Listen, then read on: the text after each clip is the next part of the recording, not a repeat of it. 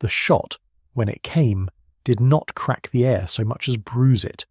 It travelled through the stone corridors of Ashstead Hall with the muted authority of a thing intended, not improvised, and it found Hercule Poirot in the library bent over a small porcelain figurine of a shepherdess whose right arm had been replaced clumsily at some forgotten date. He did not lift his head at once.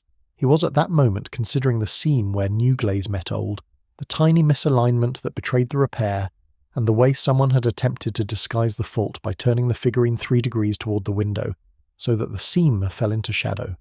3 degrees, he thought, always 3 degrees. Then he set the shepherdess down, carefully so that the seam returned to the light, and walked toward the sound. The corridor was already populated by the sort of silence that exists only after a shot. Maids paused on staircases as if listening for permission to move.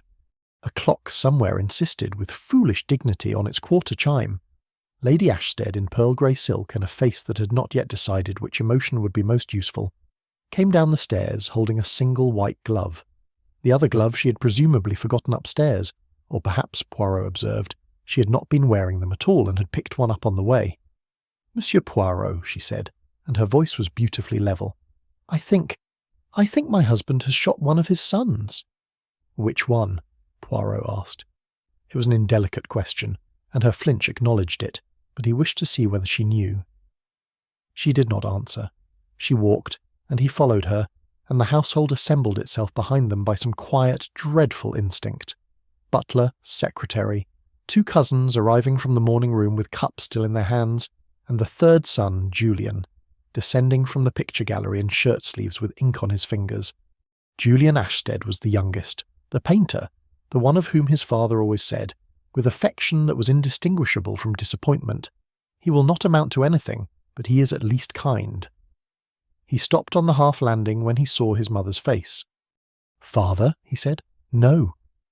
Lady Ashstead's voice did not break. It merely became smaller, as though she had folded it. "Edmund." A door at the end of the corridor stood half open. Through it, Poirot saw what he had expected to see: a study lined in deep green leather, a desk lamp burning at noon, and a young man, the eldest son, the heir, the one called Edmund, lying with his cheek against the carpet as if listening for the sound of horses. The revolver lay near his right hand. The window behind him stood open onto the rose garden, and a thin curtain moved without conviction in the November air. Sir Hugo Ashstead sat in the armchair opposite. He was 63, a man built from the wreckage of his own former handsomeness, and he was weeping in the dry, dignified manner of men who have not wept since boyhood. On the small table beside him stood a decanter, a single glass, and, Poirot noted, a second glass, empty, set 3 degrees off the centre of its silver coaster. "He came in," Sir Hugo said, without looking up. "He came in and he said certain things to me, and I told him to leave the house, and then he took it out, my own revolver, from my own drawer, and—" The sentence stopped because it had nowhere honest to go. The middle brother arrived last. Captain Maurice Ashstead, in tweeds, brought with him a smell of wet leaves and gun oil from the shoot he had attended that morning across the south coverts. He looked at his elder brother on the floor without surprise, which was, Poirot thought, the first interesting fact of the case. "Suicide," Maurice said. It was not a question. "So, your father believes?" Poirot answered. Maurice glanced at him, and for the briefest instant his eyes did the small calculation that frightened men do when they are presented with a stranger who has names attached to him. Then he was sympathetic again, the perfect second son, removing his cap. Julian had not entered the room. He stood in the doorway with the stricken, half-believing expression of a man who has been told a joke whose punchline he does not yet trust. His hand gripped the lintel, he did not cross the threshold, and Poirot, watching him, noted that his shoes were dry, which was strange in a house where the gravel paths had been wet since dawn. The local doctor came, and after him the local inspector, a Mr. Pibworth, who carried his authority like a parcel he was anxious not to drop. He was relieved, almost touchingly, to find Poirot already present. "Suicide, plainly," said Mr. Pibworth. "Powder on the right hand. Door bolted from inside until Sir Hugo broke it open. Window opens onto a wall." "Indeed," said Poirot. "Plainly." He said it in the tone he reserved for things which were not plain at all. In the corridor behind them, the second glass remained on the table, 3 degrees out of true. No one moved to write it. Poirot did not move to write it either. He merely allowed his eyes to rest upon it for the length of a breath, and then to pass on. For it is a principle of his that one does not correct disorder until one understands why the disorder is there. Outside, in the rose garden, a single white glove, its partner, perhaps, lay on the gravel beneath the open window, palm upward, as though waiting to be filled. Section 1 has ended. I Section 2. Plainly, Poirot repeated more softly, and walked past Inspector Pibworth into the room itself, where the smell of cordite was still arguing with the smell of beeswax. He did not approach the body at once. He approached instead the desk. The blotter was clean, too clean perhaps for the desk of a man who ran an estate. A pen lay across it diagonally, nib uncapped, ink slightly tacky. There was no letter. There was no half-finished sentence. There was, however, a faint indentation on the blotting paper, the ghost of writing pressed through from a page that had since been removed. Poirot bent low, breathed lightly, and read what could be read. Cannot in conscience continue to. The rest was lost in the weave of the paper. He did not call this to the inspector's attention.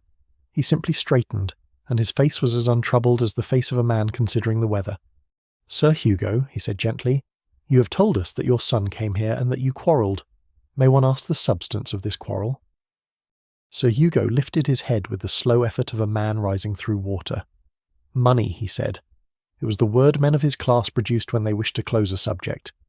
"Ah," said Poirot, in the tone of a man for whom one syllable had opened 10 doors. "Money, bien sûr. Money has so many forms. It is sometimes a debt. It is sometimes a promise. It is sometimes a will." Sir Hugo did not answer. In the doorway, Maurice Ashstead lit a cigarette with hands that were perfectly steady. Julian had still not entered. He had drifted only as far as the corridor window, where he was looking out at the rose garden with the absent intensity of a man memorizing something for a painting he would never paint. Lady Ashstead sat on the sofa with the single white glove in her lap. She had not put it down. She had not put on its partner either, because, Poirot noted again, its partner was not in the house at all. "Inspector," Poirot said mildly, "you have, of course, observed the second glass." Pibworth had not. He turned now with the slight reddening of a young man caught reciting the wrong line, and considered the small table. 2 glasses, one half full of brandy set squarely on its coaster, the other empty 3 degrees off centre with the faintest film clinging to its inner curve. He took a drink with someone before it happened, Pibworth offered. "Or someone took a drink with him," said Poirot. "The grammar matters." He moved to the window. The sash had been raised some 8 inches. The curtain, pale green silk, slightly faded, bore on its lower hem a single mark, narrow, dark, almost invisible against the pattern. Poirot touched it with the back of his finger. Wet. Earth. Not the earth of the rose garden, which here was sandy. This was darker, peatier, the earth of the south coverts. Below the window, on the gravel, lay the white glove. "No one is to enter that garden until I have walked in it," he said quietly, and Pibworth, in whom good sense outweighed pride, nodded. It was at this moment that Captain Maurice Ashstead chose to be helpful. "If it is of any use," he said, exhaling smoke. "I came back from the coverts perhaps 20 minutes before the shot. I went directly to the gun-room to put away my piece. Banks saw me. Then I went up to change. I heard the shot as I was on the stair." "You did not come to this room first?" "Why should I?" "Because," said Poirot pleasantly, "your brother was in it." Maurice smiled. It was a small, controlled smile, the smile of a man who has chosen to be charmed rather than provoked. "I did not know my brother was in it. I had not seen Edmund in 3 weeks. We were not, in the habit of seeking one another out." "And yet," Poirot said, "you knew at once when you came in that it was Edmund who was dead. You did not ask. You said only the word suicide." A small pause. Lady Ashstead's hands tightened, almost imperceptibly, upon the glove. "My mother's face," Maurice said. One did not need to ask. It was a good answer.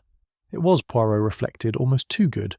The answer of a man who had practised the explanation before the question was put. Julian, at the window, spoke for the first time. "He didn't do it." His voice was thin but certain. "Edmund, he didn't. He wouldn't." "And why is that, Monsieur Julian?" "Because he was happy."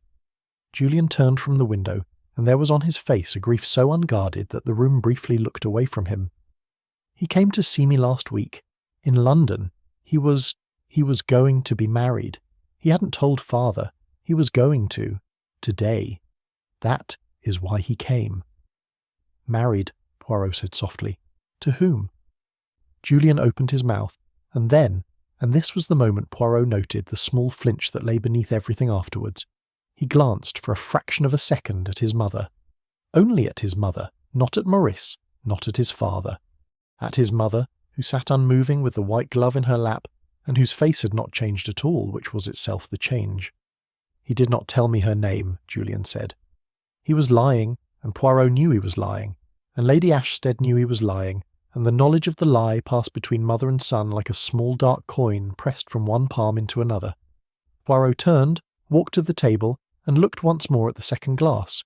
Empty, slightly tilted, 3 degrees out of true upon its silver coaster. "We shall require," he said, to no one in particular, "to know who drank from this." Section 2 has ended. No one answered him, and the silence of the room was for that reason more eloquent than any answer could have been. He let it last. He had always found that an unanswered question, like an undrunk glass, tells one more than its filled counterpart. Inspector Pibworth, conscientious and slightly afraid of being thought slow, lifted the empty glass with a handkerchief and held it to the light. A pale ring at the bottom, the faintest smear, oily on one side, where a thumb had pressed. "We can take a print, perhaps," he said. "Perhaps," Poirot agreed, "but the print will only tell us the hand. It will not tell us the heart. Come, let us walk in the garden, Inspector, before the gardeners have undone what the garden has done for us." He moved toward the door. Lady Ashstead rose at the same moment smoothly, as though they had agreed it. "I shall come with you," she said. "Madame, you need not." "I should prefer to." She had folded the single glove and tucked it into her sleeve. The gesture was so practised, so habitual, that Poirot understood at once it was not the first glove she had ever hidden. "Edmund was my son. I should like to walk where he is supposed to have done. Whatever he is supposed to have done." It was beautifully phrased. Whatever he is supposed to have done, not what he did. The verb of doubt placed exactly where Poirot would have placed it himself. They went out through the long French doors of the morning room and around the south side of the house. The gravel was wet, as Poirot had known it would be. The prints of the gardener's boots ran from the kitchen yard to the rose beds and back. Poirot followed instead the line beneath the study window. Here, in the soft border between gravel and lawn, the earth had been disturbed. He crouched. He did not touch. 2 impressions. One was the print of a man's shoe, narrow, well made, the heel sunk deeper than the toe. A man who had stood there a long time, perhaps listening. The other was fainter, half erased by the first, smaller, the heel almost feminine. A woman's shoe, or a slight man's, or a boy's. 2 people, Pibworth said, in the tone of a man reporting weather. 2 visits, Poirot corrected, which is not the same. He rose, and his eye fell again upon the white glove on the gravel. He picked it up now between finger and thumb. It was a woman's glove. Fine kid, the right hand, and on the inside of the wrist a small dark stain that was not blood. He sniffed it delicately. "Brandy," he said. Lady Ashstead was very still. She had drawn the partner glove half out of her sleeve without realizing, and the fabric showed, white against the grey silk. Poirot saw it. He did not look at it. He looked instead at the rose bushes, which were the bare, thorned, late November rose bushes of a house that had not yet been put to sleep for winter. "Madame," he said, "these are your gloves." "They're a pair of mine," she said. "I have many. I keep them in the hall. And anyone might take one? Anyone in the house." "Ah." He folded the glove neatly and laid it on his own palm as if weighing it. "It is curious. The brandy on the inside of the wrist. This is not the mark of a person who is drunk. It is the mark of a person who has lifted a glass to drink and not finished it, and set it down. The hand was steady. The wrist was bare." He looked at her without expression. "You do not wear gloves indoors, madam." "No. Neither, I think, does any lady in this house." She did not speak. "Then the glove," Poirot said gently, "was put on to do something for which a bare hand would have left a trace."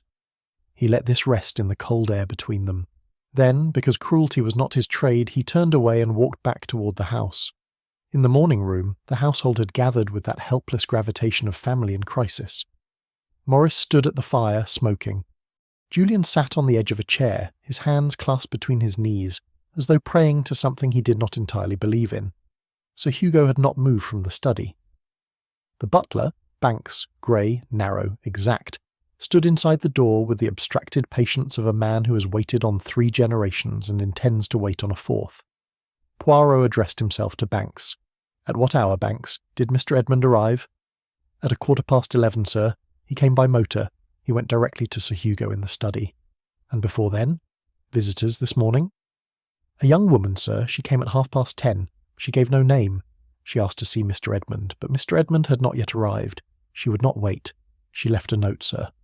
"Where is this note?" Banks's eyes flickered infinitesimally toward Lady Ashstead.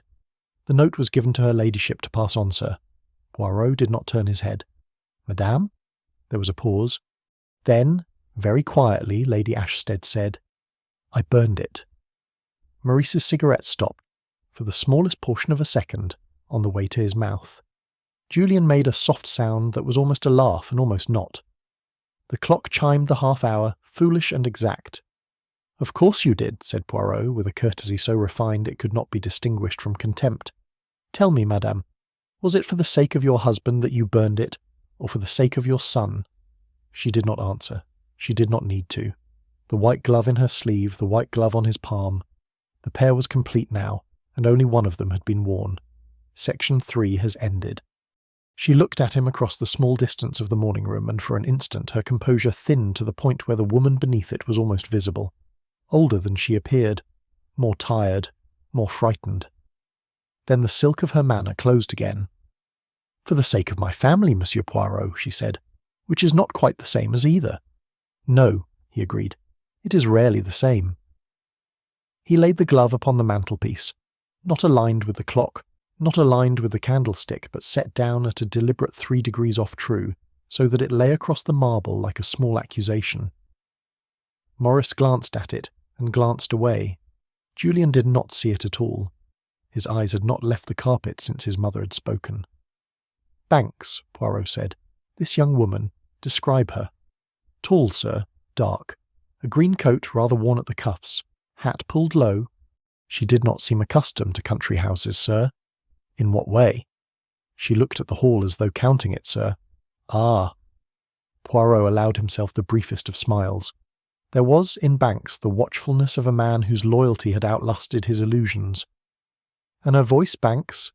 "London, sir. Educated, but not from a great distance back." "Thank you, Banks. You may go." Banks withdrew, soundless. The door closed with the small finality of a verdict. Inspector Pibworth, who had been silent through this exchange with the dignity of a man learning a new game by watching, cleared his throat. "Sir, if she was at the door at 10:30, and Mr. Edmund did not arrive until 11:15, she did not stay," Poirot said. "She did not need to, she had only to leave a note. Or rather, she had to leave a note that she knew would be intercepted." He turned to Lady Ashstead. "You read the note before you burned it, madame?" "Yes." "Will you tell us what it said?" A pause.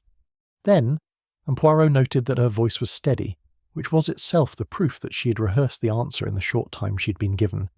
Lady Ashstead said, "It said only, 'Do not go through with it. I beg you.' It was unsigned."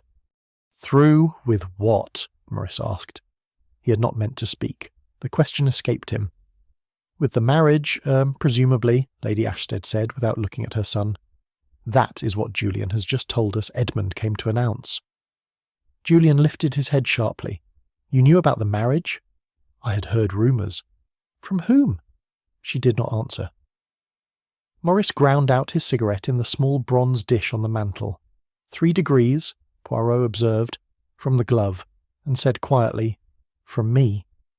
It was the first true thing he had said since entering the house, and he seemed faintly surprised to have said it. "You knew?" Julian said. There was something wounded in his voice. Not the wound of grief, but the older wound of being the youngest, the last to be told. "I knew there was a girl," Maurice said. "I did not know he meant to marry her. I told Mother only that there was an attachment. I told her 3 days ago. I thought she ought to be prepared." prepared, Poirot murmured. For what precisely, Captain Ashstead? Maurice looked at him then, and Poirot saw, beneath the easy soldier's manner, beneath the tweed and the smoke and the steady hands, the small hard kernel of a man who had spent his life being the second son, and who had calculated more than once what it might be worth to be the first. For unpleasantness, Maurice said. Unpleasantness, Poirot repeated, as though tasting it. Yes, the English word for so many sins. He turned and walked once around the room. The fire shifted. The clock ticked.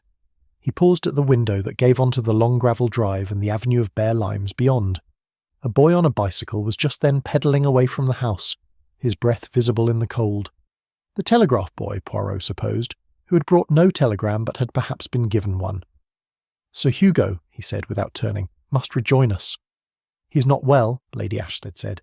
He is not well because his son is dead, Poirot said. He will not be better in another room. Inspector, would you be so good? Pibworth went. There was, in the few minutes that followed, a silence so dense that the small domestic sounds of the house, a kettle in a distant kitchen, a door closing on an upper floor, a maid's heel on a flagstone, became almost theatrical. Julian rose at last and went to the window beside Poirot.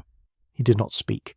He stood close enough that their sleeves touched, and Poirot felt through the fine tweed a tremor that had nothing to do with cold. Monsieur Julien, Poirot said very softly, so that no one else could hear, you went to London last week to see your brother? Yes. And on your way back you stopped somewhere in the city. A small flat, perhaps. A room. Julian did not answer. The tremor in his arm became briefly a single sharp shudder. The young woman in the green coat, Poirot continued in the same low voice. You know her name? Yes. And you have not told us? No. Why? Julian looked at him then, and his eyes were the eyes of a boy who had spent a lifetime keeping his family's secrets, and who had only now begun to understand that the secrets were never his to keep. Because if I say her name, he whispered, my mother will not survive it. Behind them, on the mantelpiece, the white glove lay 3 degrees off true, and Lady Ashstead, very gently, lifted it down and placed it in her lap where it lay palm upward, like the partner on the gravel waiting to be filled. Section 4 has ended. Sir Hugo came in supported by the inspector's elbow, and the room rearranged itself for him as rooms had always rearranged themselves for him. The chair nearest the fire, the footstool, the small table for the glass he was no longer permitted to refill. He sat. He looked at no one. The skin beneath his eyes had the soft, used quality of cloth that has been wept into and dried. Poirot did not approach him directly. He drew up a chair at a distance that was respectful without being deferential, and sat with his small hands folded. Sir Hugo, he said, you have told us that your son threatened you, that he took the revolver from your drawer, that you ordered him from the house, and that he then, being denied, turned the weapon upon himself. Yes. And the door was bolted from within, you say, until you broke it open. Yes. And you broke it how? Sir Hugo looked up slowly. With my shoulder. Forgive me. You're 63 and the door is oak. The bolt was old. The bolt, said Poirot pleasantly, is new. I observed it. It was fitted within the year. It is brass and unworn. A man of your age would have broken his collarbone before he broke that door. A small perfect silence. Then I am mistaken, Sir Hugo said at last. Perhaps the door was not bolted. Perhaps, said Poirot, or perhaps you were not the man who broke it. He let that lie. He did not press. He had learned that a single sentence dropped without comment will, in a guilty household, produce more disturbance than an hour of accusation. Maurice at the fire said evenly, I broke it. Ah, Poirot said. Bien. You were the second to arrive, then. I was the first. It was said with the even courage of a man who had decided in the last 2 minutes that one truth would have to be surrendered in order to keep the others. Tell us, Captain. I came in through the gun-room. I heard the shot as I was on the back stair. I came down at once. The study door was bolted. I broke it. I found Edmund on the carpet and my father in the chair. My father had not moved. I closed the window, which was open, and I took the revolver from where it lay and I put it nearer to Edmund's hand. Nearer, Poirot repeated softly. Not into it. Nearer. Yes. Why, Captain? Because, said Maurice, and for the first time his voice contained something that was not control, I thought it would be kinder. Kinder to whom? To my mother. He didn't look at Lady Ashstead as he said it. He looked into the fire, and Lady Ashstead, in the chair behind him, drew in a small, audible breath, the first sound of grief, perhaps, she had permitted herself, and pressed the white glove, the pair now complete in her lap, against her mouth. Inspector Pibworth, much younger than the trouble in the room, said, "Then Mr. Edmund, he had not yet—" "He was already dead," Morris said. "When I came in, already dead." "And the window?" Poirot asked. "You closed it. Why?" "It was cold." "It is November, Captain. The room was not cold. The window had been opened, I think, not to admit air, but to admit something else. Or to allow something else to leave." Maurice did not answer. Poirot rose. He walked to the mantelpiece where the white glove no longer lay, and from there to the window, and from there at last to Sir Hugo, before whom he stopped. "Sir Hugo, you have a will." "I have." "In which your eldest son inherits the estate, the title, insofar as it descends, and the controlling interest in the family bank." "Yes." "And in the event of his death without issue?" It was Maurice who answered, very quietly, "The estate to me, the bank in trust, Julian to receive an annuity. And in the event that your eldest son had married, and his marriage produced, or was about to produce, an heir, the estate would have passed," Maurice said, "to Edmund, and after him to his child." "Even," Poirot said, "if the marriage was unsuitable." Lady Ashstead made a small movement, almost a flinch. Maurice did not. "Even so," he said. "So?" Poirot turned slowly, taking in the room as a painter takes in a composition before the first stroke. "We have, then, a young woman, tall, dark, in a green coat, not accustomed to country houses, who arrives at 10:30 with a note, an eldest son who arrives at 11:15 to announce a marriage, a mother who burns the note, a second son who is the first into the room, a father who cannot have broken the door, a youngest son who knows the young woman's name and will not speak it, and a glove, a woman's glove smelling of brandy, that was worn by no woman of this house." He moved to the window again and looked out at the rose garden, where the gardener had at last been permitted to resume his patient cutting back of the dead canes. "There is," he said, almost to himself, "one detail more. The blotter on Edmund's desk bears the ghost of a sentence. I cannot in conscience continue to—" And there it stops. He turned. "To what, Captain Ashstead, do you suppose your brother could not in conscience continue?" Maurice did not answer. But the small hard kernel within him, the second son's kernel, contracted visibly, like a pupil against a sudden light. In Lady Ashstead's lap the two white gloves lay neatly side by side, perfectly aligned at last. It was, Poirot thought, the first thing in the room that was not 3 degrees off true, and that, in his experience, was always the most dangerous arrangement of all. Section 5 has ended. The gardener's shears, somewhere beyond the long windows, made a small dry sound against the rose canes, a sound so domestic, so unrelated to murder, that it seemed almost a rebuke. Poirot listened to it for a moment, as though it were a witness. Then he returned to his chair and folded his hands. "Madame," he said, addressing Lady Ashstead with that particular gentleness he reserved for women in whom he suspected great strength, "I should like to ask you, if you will permit me, a question that may seem to you indelicate. I should be astonished if it did not, Monsieur Poirot. Eh bien, when your son Edmund came into this house at 11:15 this morning, did you see him?" "Yes, in the hall. He took off his coat. He said good morning to me, he went to his father. He said good morning only? He said—" she paused exactly. "He said, 'Mother, you will hear me out afterwards,' and then he went to the study." "Afterwards?" "That is to say, after he had spoken to his father." "Yes." "So he did not intend to confront his father and then leave. He intended to confront his father and then come to you." "Yes." "And he did not come to you." "No." "Because in the interval he was dead." "Yes."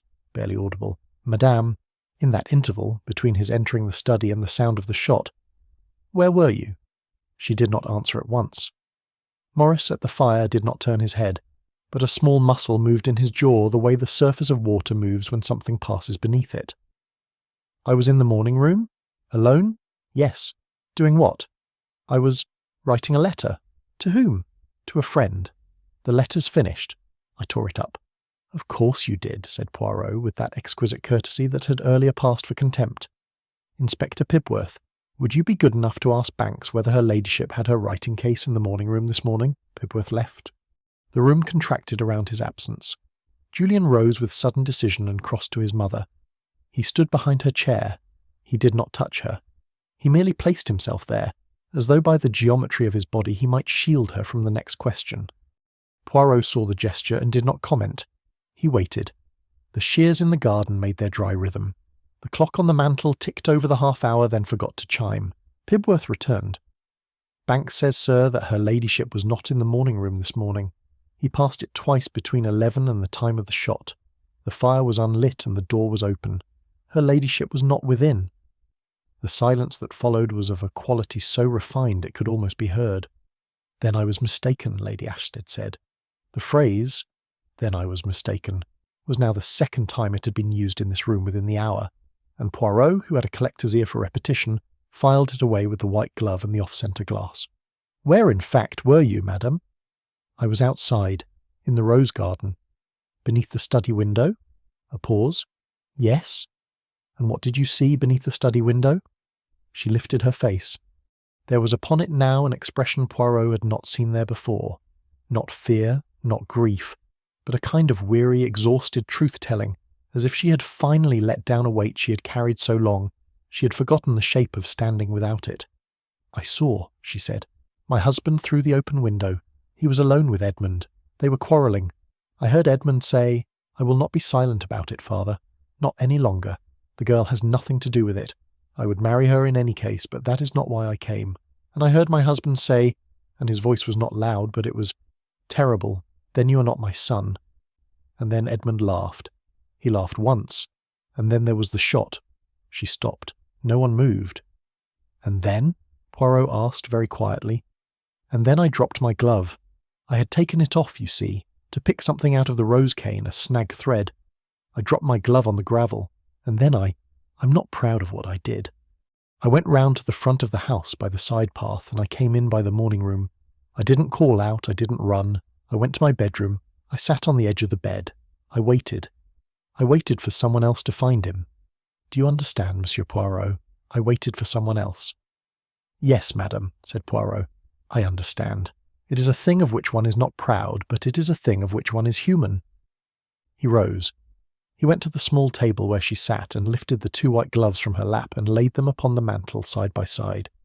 He aligned them so carefully that no draught, no breath, no later disturbance would unsettle them. And as he did so, he said, without turning, "What you have told us is true in all but one particular. You did not drop the glove upon the gravel. You set it down. And you set it down because you had used it, for a single instant, to steady yourself against the wet wall beneath the window, where I observed, half an hour ago, the small dark print of a kid glove pressed flat against the stone." He turned.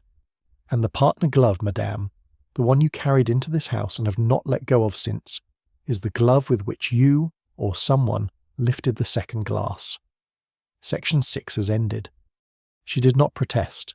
She did not even look surprised. She looked, instead, immensely tired. The tiredness of a woman who has held a door closed for years and has felt it, at last, begin to open under a stronger hand than her own. "Yes," she said. "You went into the study after the shot." "Yes." "By the window." "Yes." "Why?" She closed her eyes. "Because I had heard what Edmund said, and I knew that whatever was on the desk in writing would destroy my husband. My husband is 63, and he is not strong in the way one thinks him strong. I knew that whatever Edmund had brought to show his father would be there, in writing, and that if the world saw it, my husband would not survive the seeing. So I climbed in. I took the page from the blotter. I burned it in the study grate, which was lit. I lifted the second glass. Edmund had poured one for himself, the glass was his. And I took it because I did not wish anyone to think a quarrel had been civil enough for 2 glasses. I wished it to look sudden, to look like a man alone. And then I went out by the window and came in by the morning-room. And I did not, Monsieur Poirot, on my soul. I did not fire the shot. My husband had already fired it. I heard it from the rose garden. I would have heard a second." Poirot watched her with that calm gravity of which he was master. "And the bolt on the door, madame?" "It was never bolted. My husband told the inspector it had been bolted because he wished to believe Edmund had killed himself, and a bolted door is the small grammar of a suicide. And your son Maurice broke the door because he found his father weeping in an unlocked room beside his dead brother, and he saw what I had seen, and he did what I had done. He arranged things. He moved the revolver. He invented the bolt. He invented the suicide. He invented what he wished to be true." Morris at the fire had gone very still. He did not contradict her. He looked into the coals with the expression of a man who has been told, after long pretense, that his pretense has been seen through, and feels, in spite of himself, something perilously close to relief. Poirot turned to him. "Captain Ashstead, did you fire the shot?" "No." "Did your father fire the shot?" A pause, and in the pause Morris did at last look at his father, who sat with his hands folded over the head of his stick and his eyes upon the carpet. "My father," Morris said carefully, "believes that he fired the shot." "Ah," said Poirot. It was a long, soft "ah," the sound of a man for whom a small door has opened upon a larger room. "Believes." "He believes it," Morris said, "because he wishes to believe it, because the alternatives are worse." "And what, Captain, are the alternatives?" Morris did not answer. Julian, behind his mother, did. "The alternative," Julian said, in a voice so quiet it scarcely disturbed the air, "is me." Lady Ashstead made a small, sharp sound. Not a cry, but the involuntary sound a person makes when struck unexpectedly across the back of the hand. She half rose, then sat again. She did not turn to look at her youngest son. Poirot did. He looked at Julian with great attention. "Monsieur Julian, you will explain." "I will try." Julian's hands had begun to shake. He pressed them together. "Edmund came down to tell our father 2 things. The first was that he meant to marry. The girl, her name is Hannah Vesey, she works at a publisher's in Bedford Square, was a perfectly fine person who deserved better than this house. And the second," Julian swallowed, "the second was about the bank. Edmund had found something, in the books, something my father had done, or had allowed to be done some years ago, a misuse of clients' funds. Edmund discovered it last spring. He had spent the summer satisfying himself it was true. He had decided that he would not, in conscience, continue to be the heir to a bank that had robbed its depositors. He came down to tell my father he intended to disclose it, to make it good, to resign his inheritance if necessary. I cannot, in conscience, continue to— That was what was on the blotter. To profit from this. That was the sentence. And how do you know this, Monsieur Julian? Because Edmund told me, last week in London, he wished me to know that whatever came of his disclosure I would be provided for. He had set aside money in his own name for me, for Hannah, and— Julian broke off, and the colour came up his throat in a slow tide. For a child they were expecting in the spring. Lady Ashstead made no sound at all. "And so," Poirot said gently, "when your father heard what your brother intended, not the marriage, which was nothing, but the disclosure, which was everything, your father, in the study, with his own revolver in his own drawer—" "My father," Julian said, and his voice broke at last, "loves the bank more than he ever loved any of us, and he loved Edmund best of the 3, and he could not bear that the son he loved best should be the son who destroyed him." In the small silence that followed, Sir Hugo Ashstead lifted his head, slowly, and looked at his younger son with an expression of such naked astonishment that for a moment he was not a guilty man at all, but only an old one who had not known he was so well understood.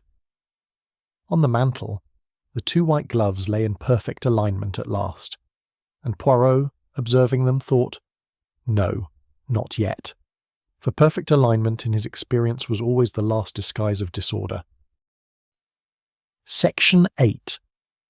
Sir Hugo's mouth opened and closed and opened again, and the words that came out were not the words anyone in the room had expected. "I did not fire it," he said. The sentence sat in the room like a piece of furniture that had been moved without anyone's noticing until now.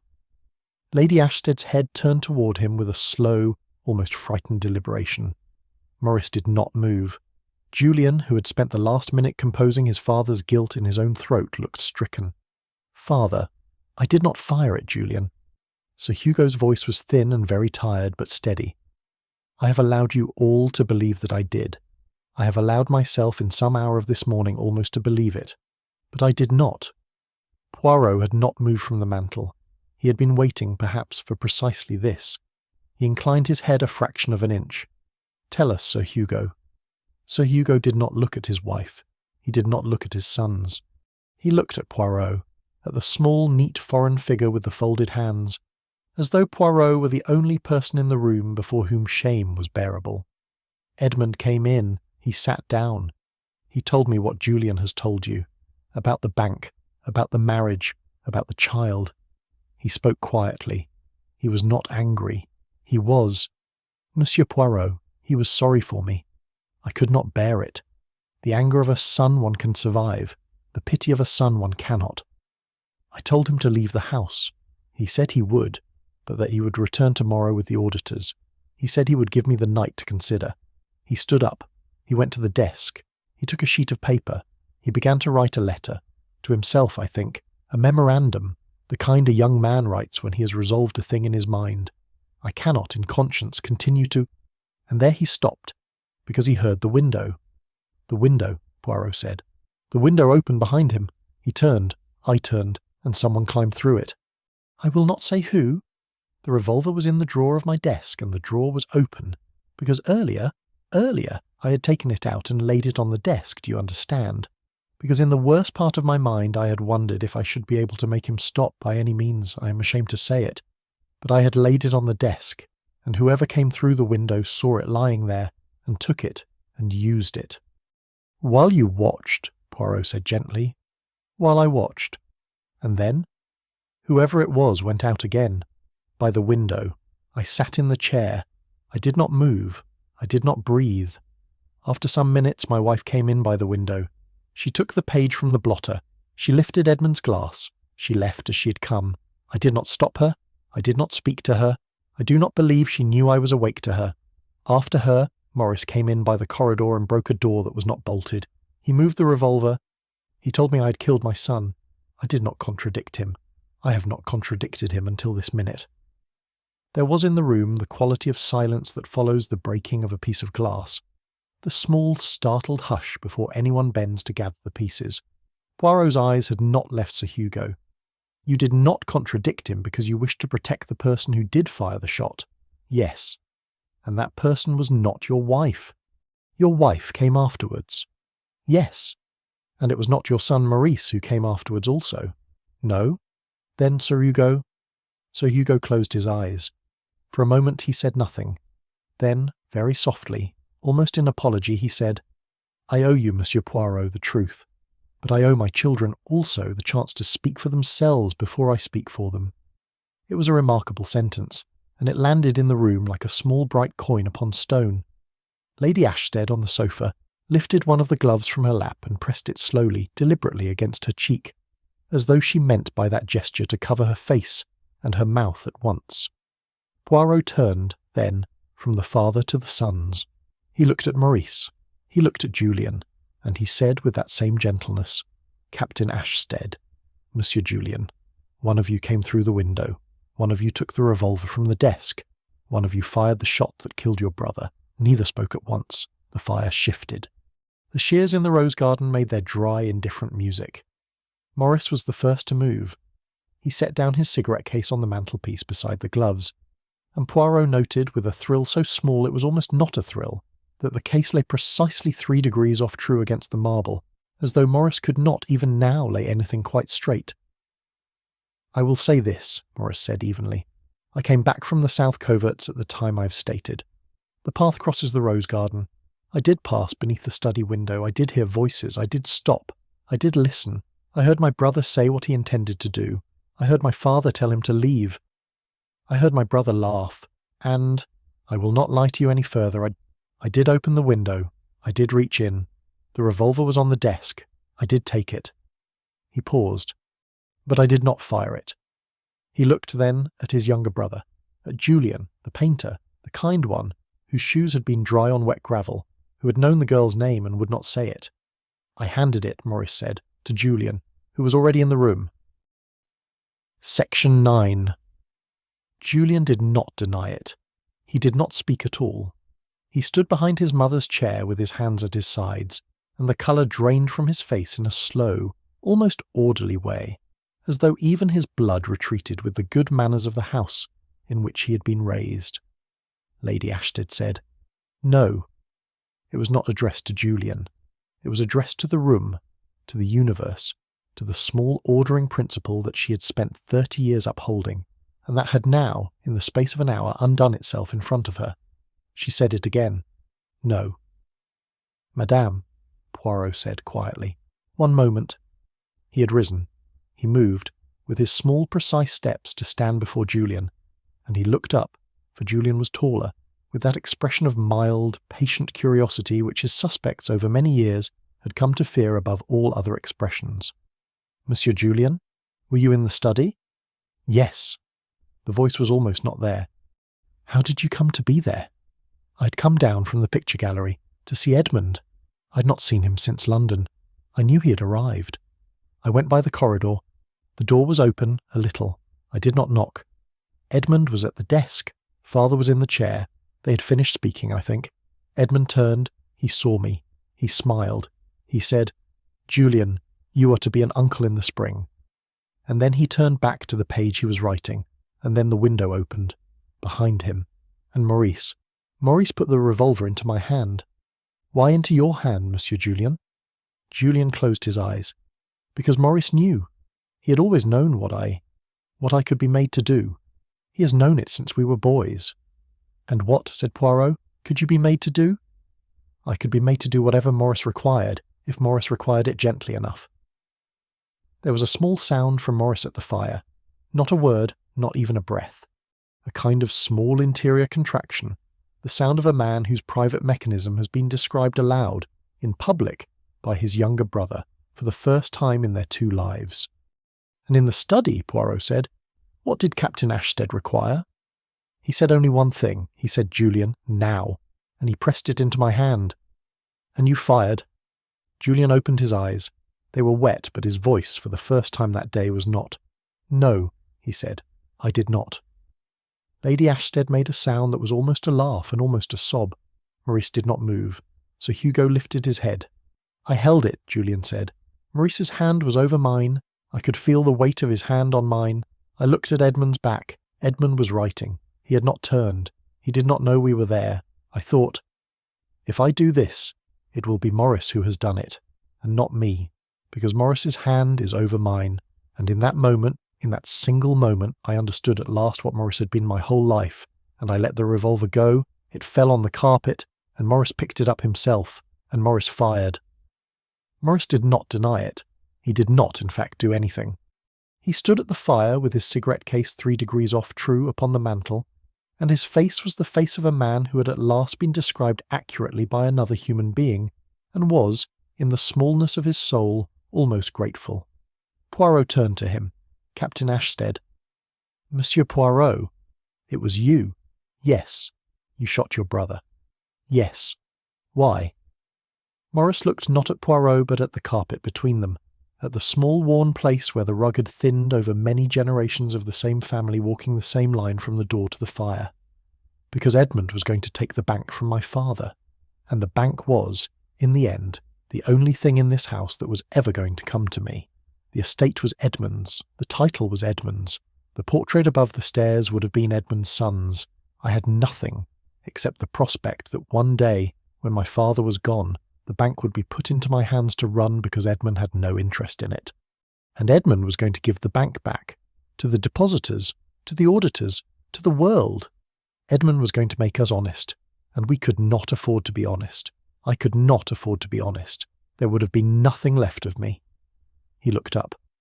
So when I came back from the South Coverts and I heard him through the window, heard him forgiving my father, which was the worst part of it, the forgiveness, I thought, it will be over in 1 minute if I am quick. And it was. There was a silence so complete that the gardener's shears beyond the window seemed to belong to another house. Poirot inclined his head gravely. And your brother Julian was your insurance. If he fired, you were safe, for he would never speak. If he refused, you fired, and he would never speak. For you would tell him, afterwards, that he had fired, and that you had only steadied his hand, and he was the kind of brother who would believe such a thing and carry it to his grave. Yes, Maurice said. That is what I intended. It is, said Poirot softly, the cruelest detail in a cruel morning. He turned then and walked slowly to the mantelpiece. He took up the cigarette case that lay 3 degrees off true. He laid it down beside the 2 white gloves perfectly aligned. Then he laid the gloves themselves very gently 3 degrees off true beside it. Disorder, he murmured, to no one, and to all of them, is sometimes the only honest arrangement a house can make. Section 10. He stepped back from the mantel as though from a small altar he had at last got right, and turned to the room with that air of composed sorrow which was, in him, the nearest thing to anger. Inspector Pibworth, Sir, you will in due course perform the duties which are yours and not mine. Before you do so, I should be obliged if you would permit me one further conversation, with the family, alone, in 1 hour, here. Pibworth, who had the wisdom of his rank, which was to recognise wisdom above it, bowed his head and withdrew. The door closed, the 4 Ashsteads remained, the father by the fire, the mother on the sofa, the second son at the mantel, the third son standing behind his mother. They did not look at one another. Poirot did not sit. He stood at the centre of the carpet, on the worn place where the family had walked for 100 years, and he addressed himself first to Sir Hugo. Sir Hugo, you did not fire the shot, but you laid the revolver upon the desk, knowing what it meant, and you did not put it back. That is your share. It is not, in law, a hanging one. You will answer for it as you must, to yourself, to your bank, to the auditors whom Edmund had already engaged, who will arrive tomorrow regardless. The bank will be made honest. It is a gift your son leaves you. Sir Hugo did not raise his head, but his hands tightened upon the head of his stick until the knuckles were white, and a single tear fell upon the polished wood and was absorbed by it. Poirot turned to Lady Ashstead. Madam, you did not fire the shot. You climbed through a window to burn a page and lift a glass, that the world should not see what your son had written. That is your share. You did it for love, but love misdirected. Love for the husband over love for the son between you on the carpet. You will live with the knowledge. I do not envy you the years in which you will learn its weight. Lady Ashstead did not weep. She had wept already, perhaps, in the small interval when she had pressed the glove to her cheek. She inclined her head, once, in the manner of a woman accepting a verdict from a court she has herself convened. Poirot turned to Julian. Monsieur Julian, you did not fire the shot. You let the revolver fall. In that you saved yourself. In that you condemned your brother, though you could not have known it. You will be tempted to wonder whether, had you understood Morris earlier, Edmund might still be alive. I will tell you now, so that you need not waste your life upon the question. You could not have understood Morris earlier, because Morris did not wish to be understood, and the only people who understand such a man are those he has finished with. Edmund did not finish with him in time. You did. Marry the young woman in the green coat and raise the child of your brother as your own, for that child is now the only future this house has. Julian, behind his mother's chair, made a small sound and laid his hand at last as upon her shoulder. She did not shake it off. She covered it gently with her own. Poirot turned, last, to Maurice. Captain Maurice Ashstead had not moved from the mantel. He stood with his hands at his sides and his face composed, and there was upon it the expression, Poirot had seen it before in 3 other rooms, in 3 other countries, of a man who, having been seen at last, no longer needed to maintain the small machinery of being unseen. Captain Ashstead, Monsieur Poirot, you will, in 1 hour, be taken from this house. You will not see it again. Before you go, I should like you to understand one thing, which I do not believe you have yet understood, although you have understood many others this morning. Yes? Your brother Edmund did not despise you. Morris did not answer. A small muscle in his jaw moved. He pitied you. That is what you heard through the window and could not bear. It was not his forgiveness of your father. It was his pity for you. He had known what kind of man you were. The papers he was writing included, I am told by the inspector who has been through the desk drawer Edmund did not have time to close, a private settlement in your name of 3,000 a year for life, independent of the bank and the estate. He had decided you would never have to scheme, never have to be the second son again. That was the gift he came to give. You shot him before he could put down the pen. Morris closed his eyes. It was the only response he made. It was, perhaps, the largest response of which he was capable. Poirot inclined his head. That, Captain, is the moral weight you will carry into the small remaining country of your life. It is heavier than the bullet. I do not, in general, wish such weights upon men, but you have earned this one. He stepped back. On the mantel, the gloves lay 3 degrees off true beside the cigarette case. A small deliberate disorder, an honest one at last. The only true alignment the house had ever known. He drew out his watch and said quietly, "Inspector Pibworth will be ready in 1 hour. We shall assemble in the drawing-room for the small remaining particulars. Until then," he looked gently around the room, "until then, I leave you in the company of yourselves, which is, I think, the company you have most needed and most avoided. Bon courage." He bowed very slightly and left them. Section 11. The drawing-room at Ashstead Hall had been arranged for the small theatre now required of it. Inspector Pibworth, a constable behind him, stood beside the long window. Sir Hugo sat in the high back chair nearest the fire, his stick across his knees. Lady Ashstead sat on the sofa with the 2 white gloves folded in her lap, palms upward, laid as a person lays a thing they have at last understood the use of. Julian stood at his mother's shoulder. Maurice stood alone, 3 paces from the window, in that territory of men who have chosen at last to belong nowhere. Hercule Poirot entered, closed the door, and crossed to the centre of the carpet. He folded his hands. "Mesdames, Messieurs, we have come by a small staircase to the top of a tall house. I will, if you allow me, name the steps as we have climbed them." He held up 1 finger. "The first. A shot was heard at 20 past noon. The study door was said bolted. But the bolt was new. The door oak, and Sir Hugo could not have broken it. The suicide we were offered was, in its first detail, untrue." A second finger. "The second. 2 glasses on the table beside Sir Hugo. 1 squarely placed, 1 3 degrees off true. The off-centre glass had been Edmund's, moved by a hand that did not wish a second hand to be remembered. A third. The third! Upon the blotter, the ghost of a sentence. I cannot in conscience continue to. The page gone, burned by Lady Ashstead, who climbed through the window that the world should not read what her son had written. A fourth. The fourth. A white glove upon the gravel, its partner in Lady Ashstead's sleeve. The first had touched brandy, the second the wet wall beneath the window. Madame was in the rose garden at the moment of the shot. She did not fire, but she carried away the grammar of 2 people in a room, that we should believe in only 1. A fifth. The fifth! Captain Ashstead, who said he had not been first into the study, broke a door that was never bolted and moved the revolver nearer to Edmund's right hand. Not kindness, the repair of a fault he himself had created. A sixth. The sixth. Monsieur Julien, whose shoes were dry upon wet gravel, was already in the study when Captain Ashstead reached through the window, took the revolver from the desk and pressed it into the hand of his younger brother. A seventh. The seventh. Monsieur Julien did not fire, he let it fall, and in that refusal he placed the weapon back into the hand of the one man with coldness enough to use it. He let his hand drop. Captain Maurice Ashstead fired the shot, Poirot said quietly. Not for love, not for hate, for a bank. And the irony is this, the bank was already lost to him. Edmund, in his last hour, had been writing not only a memorandum of disclosure, but a settlement. 3,000 a year in Maurice's name, free of the bank, free of the estate. Edmund had decided to make Maurice safe before he made the bank honest. Captain Ashstead killed the brother who was, at that moment, saving him. He looked at Maurice, and Maurice, who had stood through all of it with the composure of a soldier on parade, at last allowed his face to break. It broke quietly, in one place near the mouth, the way a fine porcelain figurine breaks at the seam where it has been once before repaired.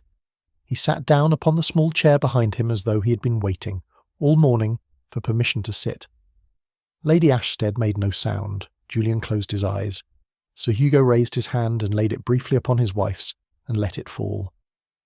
Inspector Pibworth stepped forward. Words were said, not the words of the drawing-room, but the words of the law, and Poirot, who had brought the matter to the threshold of those words, stood back to let them pass. When it was done, when Maurice had risen and crossed the carpet and gone out with the constable a half-step behind him, neither resisting nor proud, only walking as a man walks at last toward a destination he has long delayed, Poirot remained with the 3 who were left. He went to the mantel. He did not align anything.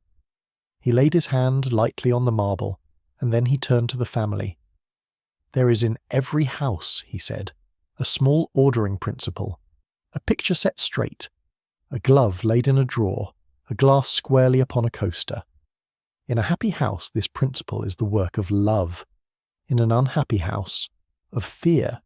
You have been afraid a long time. You have set things straight because you could not bear what they might mean if you set them down as they fell. Today the disorder of your house was at last greater than your ability to correct it. That is, forgive me, the greatest mercy shown you in many years. Do not, I beg you, attempt to set it right again." He bowed, very slightly. Lady Ashstead did not speak. She only laid one of the white gloves gently across the other, palms together, like hands in prayer that have stopped praying because there is nothing left to ask. Sir Hugo looked up. "Monsieur Poirot," he said with great difficulty, "what is one to do now?" Poirot considered him a long moment, and the small, ironic kindness that had been with him all morning settled into something graver. "One is to live, Sir Hugo," he said, honestly. "It is harder than dying, but it is the only restitution your son will ever receive from you." He took up his hat, his stick, his small grey gloves, and went to the door. There he paused, and turned, and said, "To the room, and to the house, and to the small ordering principle that had at last released them. The picture is now hanging straight. Let it remain so." He went out. The end.